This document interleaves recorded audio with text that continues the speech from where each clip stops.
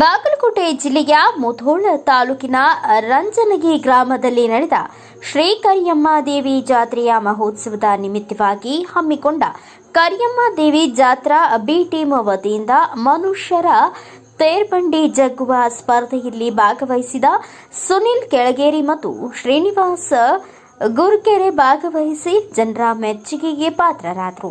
ಅದೇ ರೀತಿಯಾಗಿ 3 ವರ್ಷಗಳ ಹಿಂದೆಯೇ ಬಂದ 1 ಕ್ವಿಂಟಾಲ್ 20 ಕಿಲೋ ಉಸುಕಿನ ಚೀಲ ಹೊರುವ ಸ್ಪರ್ಧೆಯಲ್ಲಿ ಭಾಗವಹಿಸಿದ್ರು. ಸುನಿಲ್ ಕೆಳಗೇರಿ ಅವರು ಗ್ರಾಮದ ಜನರ ಪ್ರೀತಿ ಪಾತ್ರಕ್ಕೆ ಹೆಸರುವಾಸಿಯಾದರು.